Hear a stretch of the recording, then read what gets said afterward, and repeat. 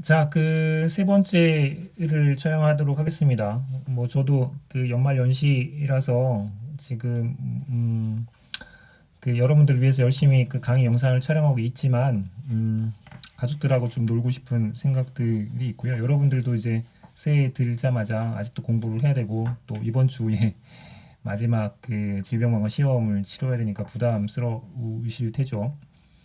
뭐 늘 그런 부담들 때문에 그 제가 내는 그 질병과의 마지막 문제는 늘 그 쉽게 내는 편입니다. 여러분들이 그런 것들을 조금 악용하지만 않고 뭐 강의 열심히 듣고 수업을 잘 정리만 하시면 좋겠습니다. 그러면 세 번째 강의 또 하도록 하겠습니다.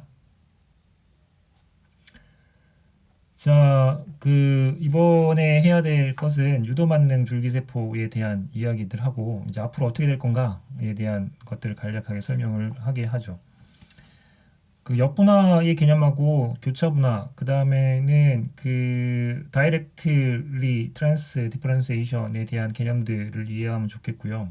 그리고 유도만능 줄기세포가 갖고 있는 제약점, 그 다음에 아까 그 얘기를 했지만 어덜트 스템셀이 발견되는 지역에서만 암이 일어나는 걸 봐서는 그런 스템셀들이 문제가 생겨서 있겠다. 그래서 캔서 스템셀이라고 하는 개념들이 나왔고 이런 개념들 때문에 치료 전략들도 새롭게 생긴 것들이 있습니다. 그러면 그 스템셀에 대한 분화들을 간단하게 보시면 이런 거라고 보시면 되죠. 어떤 그 조상 세포가 그 밑에 있는 자식 세포가 되고 얘네들이 이제 분화를 해가지고 분화된 세포들을 다 만들어내겠죠.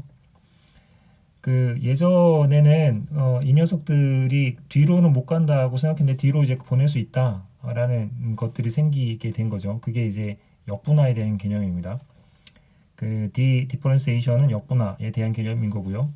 그 다음에는 이 분화된 세포들이 바로 그 다른 형태의 세포로 그 분화가 되는 것, 이것을 트랜스디퍼런시에이션이라고 보시면 됩니다. 이런 식으로요.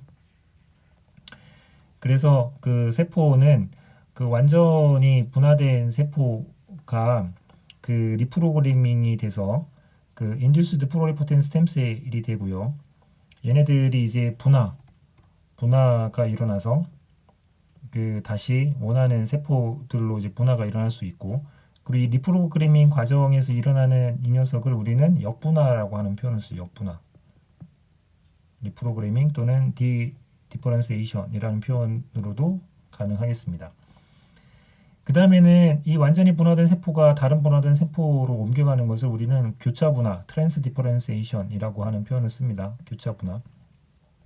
이런 개념들이 왜 생겼냐 하면 그 유전체들은 다 동일하죠. 이 녀석이나 이 녀석이나 이 녀석은 동일한데 어떤 유전자가 발현하고 어떤 유전자는 발현하지 않는가에 대한 프로그래밍을 이해하게 되면 그 역분화도 시킬 수 있고 분화도 시킬 수 있고 교차분화도 시킬 수 있다라고 하는 개념들이 이제 세포를 조종하는 상황에서 이제 연구가 발전하면서 생긴 개념들이라고 보시면 되겠습니다. 그래서 그 아까 그 PDF 파일에서도 설명을 드렸지만 이전에는 이제 iPS 셀을 통해서만 가능할 거라고 생각했던 것들을 이제는 이렇게 직접 트랜스 디퍼런시에이션을 시켜서도 가능한 영역들, 직접 분화에 대한 연구들이 진행되고 있다라고 하는 것들이죠. iPS 셀이 그 발표한 지 이제 6년 만에 그 녀석의 그 파워풀함 때문에 그 2012년도에 노벨 생리의학상을 받게 되죠. 그래서 그 제일 처음에는 이 네 가지 팩터에 대한 부분들로 이야기가 됐었습니다. 옥토포, 속스2, KLF4, 그 다음에 CMYC이라고 하는 것들로 그 인듀스드 플로리포텐스 스템셀을 만들어 냈었죠. 이거에 대한 효율들이 그렇게 초창기에 높지는 않았습니다. 그 뒤로 조금 더 다양한 노력들을 통해서 여러 가지 그 팩터들에 대한 연구들을 계속 진행을 해서 지금은 효율들이 굉장히 높아지게 됐었죠.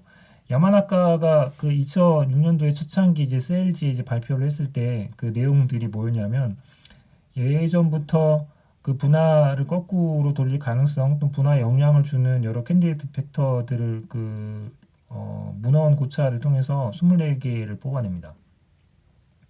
그리고 연구자들하고 연구를 시작하는데 하나를 빼보고 이 녀석을 빼보고 하는 그 지난한 작업들을 거쳐서 그 4개의 팩터가 중요하다라고 하는 것들을 보고를 하게 되죠. 소마틱 셀에서 시믹과 KLF4가 불멸화에 대한 크로마틴을 오픈시키더라. 이것들을 계속 두게 되면 튜머셀로 가게 되고 조정하지 못하면 에이팝토시스를 빠지는데 얘네들이 오픈을 시켜놓은 상황에서 옥트4가 작용을 해서 ES 라이크 셀로 만들고 여기에 SOX2가 또 작용을 하게 되면 플로리포텐트 IPS 셀이 되는 것 같다라는 부분들을 이야기를 하게 되죠. 이것들을 보시면 알겠지만 그 IPS 셀의 부작용 중에 하나가 튜머를 일으킬 수 있다라고 하는 것은 여전히 남게 됩니다. 이유 중에 하나가 온코진에 해당하는 녀석들이 그 여전히 작용을 해가지고 일들을 벌이기 때문이죠. 이러한 그 플로리포텐트 인듀스 되어 있는 형태들이 그 뒤에 야마나카가 요거에 대한 보고들을 했고요. 톰슨이 사이언스지에서 다른 팩터들에 대한 보고들을 또 하게 됩니다. 휴먼 쪽에서요. 그리고 계속 연속적으로 그 야마나카 팩터들에 대한 증명들이 이제 밝혀지면서 이 사람이 이제 노벨 생리의학상을 받는 결정적인 계기가 되죠. 그 뒤로 이 녀석들은 야마나카 4팩터라고 해서 상품화가 되어 있습니다. OKSM이라고 해서요. 옥트4, 그 KLF4, 그 다음에 SOX2, CMYC이라고 하는 것들을 줄여서 OKSM이라고 상품화가 되어 있기 때문에 이 4가지 팩터들은 좀 중요한 차원으로 당분간은 기억을 해둘 필요가 있습니다. 이것들을 했을 때 비율이 이 정도밖에 초창기는 안 됐습니다. 그 굉장히 열악을 했었죠. 근데 만들어지고 나면 그 엠브리오닉 스템셀하고 거의 견줄 만한 인듀스드 플로리포텐 스템셀이 만들어져서 이제는 배아를 파괴하지 않고도 엠브리오 스템셀의 능력을 갖고 있는 녀석을 만들 수 있다라고 하는 것들이 굉장히 큰 이슈가 됐고 그래서 가장 짧은 시간 안에 노벨 생리의학상을 받는 계기라고 보시면 되겠죠. iPSC를 만들 수 있는 그 초기에 이제 분화된 세포들은 마우스에서는 파이브라스트부터 시작해서 B셀, 림포사이트까지 여러 종류가 연구되어 있고요. 휴먼 쪽에서도 마찬가지로 스킨, 케라티노사이트, 페리페럴 블러드 셀 쪽으로도 연구가 되어 있습니다. 보시면 알겠지만 그 사람에서 가장 그나마 덜 침습적인 상황들로서도 그 채취가 가능한 세포군들로부터 iPSC를 다 얻을 수 있다라고 보시면 되겠죠. 이런 상태면 그 인듀스드 플로리포텐 스템셀로 적용할 수 있는 게 이제는 그 세포 소스 스타팅 셀 때문에 문제가 되는 상황들은 아닌 거라고 보시면 됩니다. 그 ED로 그 어떤 것들이 온오프 되면 그 잘 되는지 연구들을 조금 더 해서 이 사람이 이제 여러 가지 그 작업들을 진행을 했었고요. 그랬을 때 이 유전자들이 이제 다 필요한 거냐에 대한 연구들이 또 추가적으로 진행이 됐었죠. 그리고 이제 그 사람들 입장에서 이게 그 유전자를 어쨌든 도입을 해가지고 iPS 셀을 만드는 거기 때문에 이 유전자가 다른 곳에 이제 도입이 되면 문제가 일어나지 않겠느냐? 그러면 꼭 이 유전자여야만 되느냐? 얘네들이 만드는 프로테인 가지고는 불가능하냐라고 했더니 리커미넌트 프로테인 가지고도 가능하다라고 하는 연구들이 시작이 됩니다. 이때부터 이제 한국 사람들이 이제 들어가 있는 모습들을 볼 수가 있고요. 대신 이제 프로테인 가지고 인듀스드 플로리포텐스 만드는 그 세포의 효율들은 굉장히 낮지만 어쨌든 이것도 가능하다 됐고요. 그 다음에 이러한 그 리프로그래밍에 대한 그 방법들로 딜리버리 할 때 다른 것들로 딜리버리 하게 되면 효율을 더 높게 만들더라. 렌트바이러스를 쓰게 되면 여기에 대한 연구들도 진행이 됐고 여기도 이제 한국 사람들이 등장을 하게 되죠. 그리고 이러한 그 페이션트 파이브라스트 가지고 iPS 셀들을 이제 만들게 되면 질환을 연구하는데 여러 가지 도움이 됩니다. 그래서 그 질환을 갖고 있는 사람들로부터 그 인듀스드 플로리포텐트 스템셀을 만드는 작업들이 진행이 됐고, 우리나라에서도 거의 한 300여 종의 질환에 있는 세포군으로 iPS셀을 만들어서 그 셀뱅킹 작업들을 한국생명공학연구원에서 일부 진행이 되고 있습니다. 그리고 다른 셀 타입으로부터 그 iPS셀을 만드는 작업들도 진행하죠. 블러드셀뿐만 아니라 B셀, 그 베타셀 뭐 등등에 대한 작업들이 쭉 진행이 돼서 여기에 대한 연구들이 상당한 진전을 보이고 있다라고 보시면 될 것 같습니다. 그러면 그 iPS 셀이 그 리프로그래밍에 문제가 되는 프로블렘이 뭔가라고 하게 되면, 딜리버리 할 때 그 OKSM이라고 하는 것들을 딜리버리 할 때 그 바이럴 벡터, 렌티나 뭐 아디노 그 바이러스 같은 것들을 사용해서 인덕션 한다고 하는 것들이 문제였었고, 그 다음에는 에피커시라고 하는 것들이 굉장히 낮았다. 0.01 초창기 버전이 그랬다라고 하는 거고요.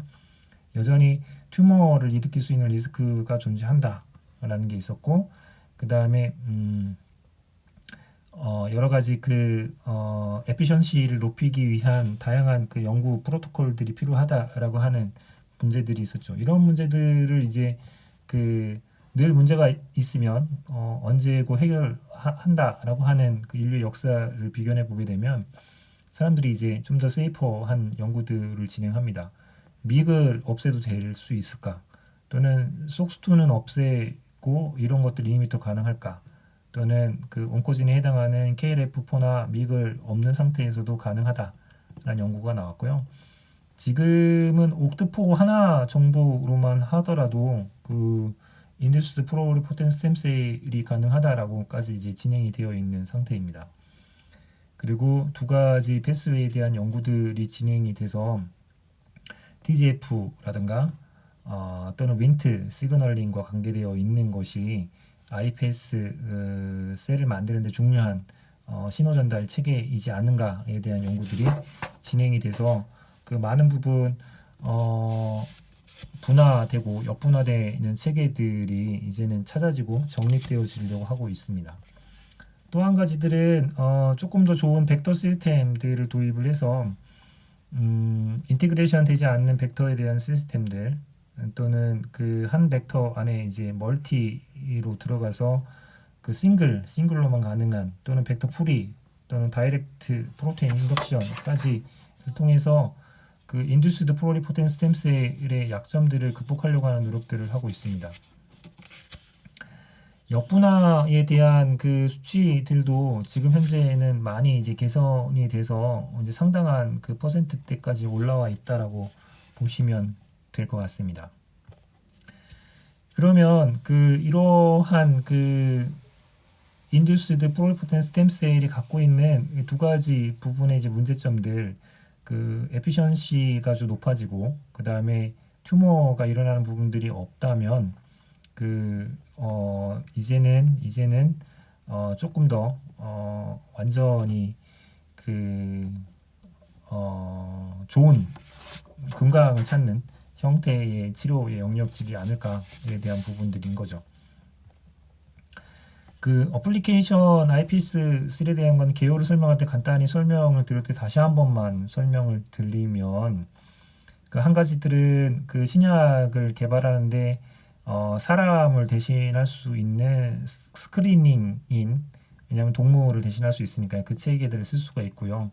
두 번째는 셀 트랜스플란트, 세포 치료에 대한 영역들로 사용할 수 있겠죠. 그 다음에 임상 시험을 할 때 0.5나 그 1.5 단계의 영양들로 사용할 수 있겠다라는 설명들을 드렸습니다. 그러면 한 가지 디지즈 모델링과 관련해서 암들을 얘기할 때 뒤쪽에 다른 파일에 설명을 하나 더 드리도록 하겠습니다. 그 특이 반응들에 대한 것도 한번 설명을 드렸죠. 이렇게 돼서 그 시장에 나가서 유전적인 문제들 때문에 부작용이 나타나는 형태가 있기 때문에 임상에서 그 0.5상으로 활용할 수 있고, 또는 1.5상으로 활용을 해서 그 약 개발에 조금 더 효율성들을 제고하는 형태로도 iPSL이 이제 이용을 될 수가 있고요. 또 한 가지는 배양육에 대한 설명들도 한번 드렸고, 그 다음에는 3D 프린팅을 이용해서 장기를 만드는 과정에 대한 것도 한번 설명을 드렸었습니다. 그 다음에는 그 캔서 스템셀에 대한 이야기들을 하기로 하겠습니다. 예전에는 그 캔서에 있는 세포들을 끄집어내서 그 똑같은 다 캔서 세포이기 때문에 그 넣게 되면 다 그 튜머가 생길 거라고 생각을 했습니다. 근데 어떤 그 세포 암 조직에서는 이런 식으로 하게 되면 어떤 것들은 튜머를 만들지 못하고 어떤 녀석들만 튜머를 이렇게 내더라 라는 실험적인 부분들이 생겨났죠. 그래서 암 조직 안에 모든 것이 그 튜머를 만드는 게 아니라 일부가 튜머를 만드네, 아주 소수가. 그럼 이 녀석들은 뭐지? 라고 하는 궁금증이 생겼고, 이런 것들을 통해 가지고 사람들이 생각했던 것들 중에 하나가 그 스템셀들이 있고, 얘네들이 프로제니트 셀이 되고 분화되는 세포의 체계들이 될 텐데, 얘네들이 계속 그 조직이 발전을 하면서 스템셀에 그 여러 가지 데미지가 생기거나 아니면 분화된 세포에 데미지가 생겨서 이 녀석들이 캔서 스템셀이 되는 게 아닌가, 그리고 얘들이 그 튜머를 형성했던 것들이 아닌가에 대한 이야기들이 바로 캔서 스템셀에 대한 개념이라고 보시면 되죠. 그러면 이 캔서 스템셀도 스템셀의 능력들을 갖고 있기 때문에 셀프 리니얼의 능력이 있고요. 그 다음에 분화를 할 수 있는 능력이 있고, 그 다음에 자기들을 증식을 시킬 수 있는 능력들을 다 갖고 있게 됩니다. 이러한 세 가지에 대한 그 파트들을 통해서 그 다양한 캔서 스템셀에 대한 것들이 그 암 조직에서 아이솔레이션이 됐었죠. 얘네들 아이솔레이션 하고 나면 그 셀프 리뉴얼 할 수 있는 서피스 마커들이 존재하고 있는지, 그리고 오랫동안 뭐 살아남는 형태인지 뭐 등등에 대한 조사들을 진행을 하게 됩니다. 그래서 캔서가 재발을 자주 하고 잘 치료가 되지 않는 이유에 대한 컨셉들이 이렇게 이야기가 되죠. 뭐냐면 우리가 치료를 했던 것들은 이 주변 세포들을 항암제들이 죽였 게 아닌가. 그래서 이 메스들이 다 없어지더라도 중요한 캔서를 일으키는 스템셀이 남게 되면 얘네들은 나중에 재발된다라고 하는 거죠. 그러면 우리 치료 목표는 이 주변 메스들을 죽이는 것들을 목표로 하는 게 아니라 바로 이 중앙에 있는 코어를 없애버리면 얘네들은 자동적으로 이제 없어지지 않을까에 대한 개념으로 캔서 세라피에 대한 형태들이 바뀌고 있는 상황이라고 보시면 될 것 같습니다. 그래서 그 이제는 캔서를 치료를 할 때 그 항암제의 이제 저항성을 갖고 있고 재발이 되고 메타가 일어나는 부분들은 바로 캔서 스템셀 때문이었다라고 하는 측면인 거고요. 그래서 이러한 캔서 스템셀을 스페시픽하게 그 없애는 연구들에 대한 것들이 최근에 드러나고 있고 다시 주목받고 있다라고 보시면 될 것 같아요. 그 어떤 치료 전략이냐면 캔서 스템셀에 대한 부분들은 이렇게 셀프 리뉴얼의 기능들을 갖게 됩니다. 그리고 이 녀석들은 결국엔 캔서화 되겠죠. 그러면 얘를 치료할 수 있는 방법 중에 하나가 스몰 모리큘을 때려서 이 녀석들을 완전히 이제 분화된 세포로 인위적으로 만든 다음에 얘를 때려가지고 치료하는 방법들을 선택을 할 수 있게 됩니다. 그 차원의 하나가 또 이제 연구 사례로 발표된 것들을 소개해 드립니다. 그 최근에는 암을 연구하기 위해서 오가노이드 모델을 만듭니다. 이제 3차원 배양 기술들이 조금 더 이제 발전을 한 관계로 캔서에 대해서 암 세포들을 떠나서 이 조직적인 형태를 만드는 오가노이드 모델을 만들어서 실험들을 진행하고 있죠. 지금은 대장암, 췌장암, 유방암 또는 각종 소규모 오가노이드에 대한 생체 은행들로 발전을 하고 있고요. 여기를 이용을 해서 그 치료를 조금 더 할 수 있는 방법들 또는 이 오가노이드의 감염 요인들이 암 발생과 연관된 설명들에 대한 연구들까지 정말로 연구가 이제 발전한 속도가 굉장한 상태라고 보시면 됩니다. 그 예전에는 그 세포주로만 연구를 했을 때는 부족해서 이제 동물에 대한 실험들을 반드시 거치는 과정이었다면 이제는 사람하고 비슷한 조직을 재구성하는 방법들로 아예 환자율의 암세포주를 이식하는 그 실험 방법들 적용하는 사례도 있고요. 그리고 이러한 사례들을 봤을 때 전임상 시험 요구에서 이제는 오가노이드가 어떤 장점들을 갖고 있는가, 예전에 했던 이 부분들의 연구들은 이제는 이쪽으로 거의 옮겨가고 있고 더 나가서는 이쪽 방향까지 옮겨가고 있다라고 하는 거죠. 동물의 그 사람의 조직을 이식하는 실험, 그 다음에 아예 그냥 사람하고 똑같은 형태의 암 덩어리를 만들어내서 실험하는 방법들까지도 되어 있다. 그리고 이 자료도 캘린더에 올라와 있기 때문에 한번 좀 살펴보시기 바랍니다. 어떤 장점들이 있고 어떤 한계들이 있는지에 대한 설명들이 쭉 나와 있기 때문에 중요하게 이제 살펴보셨으면 좋겠습니다. 그리고 이제 오가노이드라고 하는 개념도 조금 이해를 해 주시면 좋을 것 같고요. 여기가 높은 효율로 이제 조직의 그 형태들을 띠는 걸로 만드는 걸 오가노이드라고 불리는데, 그 오가노이드를 만들 때 그 여러 가지 형태의 연구들이 되고 있다라고 하는 측면들인 거죠.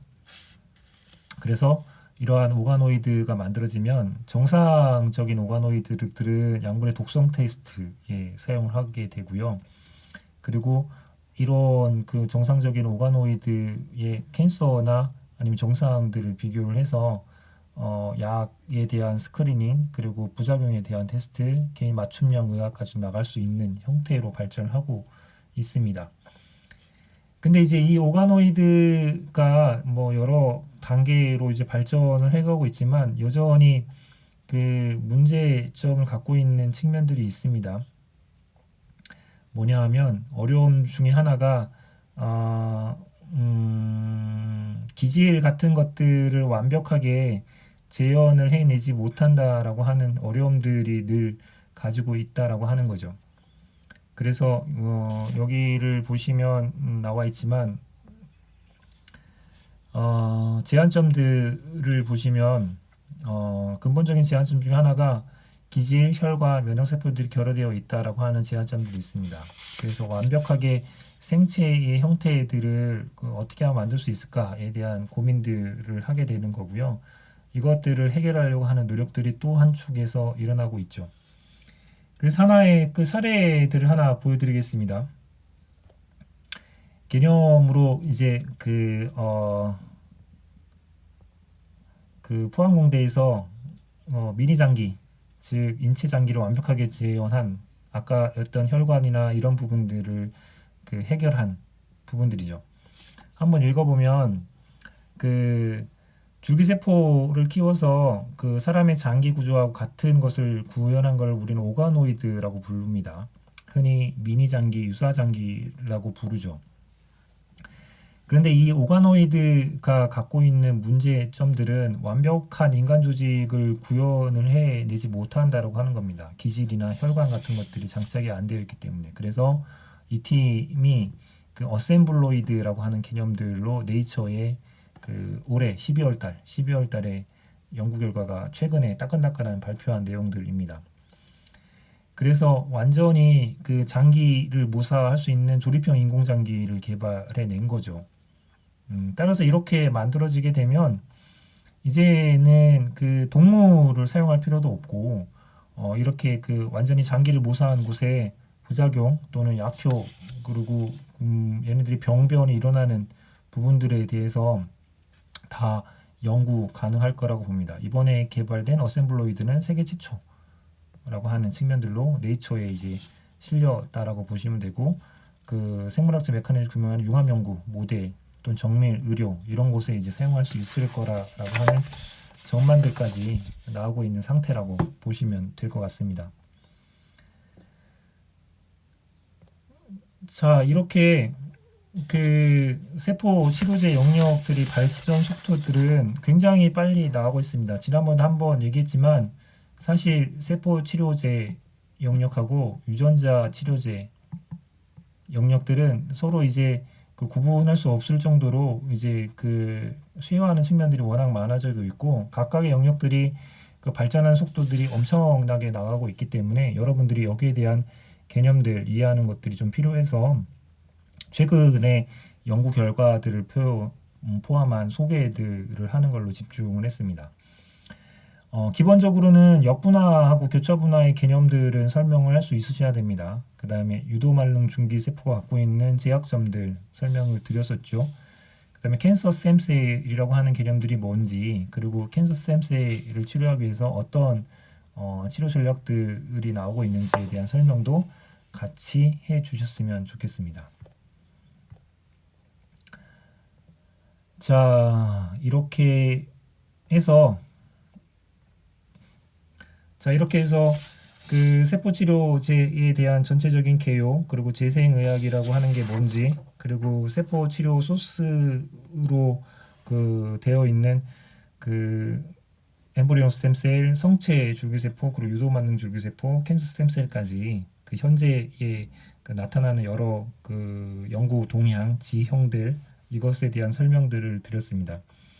한 해가 다르게 그 연구의 그 프로블럼들이 해결되고 있고요. 그 속도들이 빨라지고 있습니다.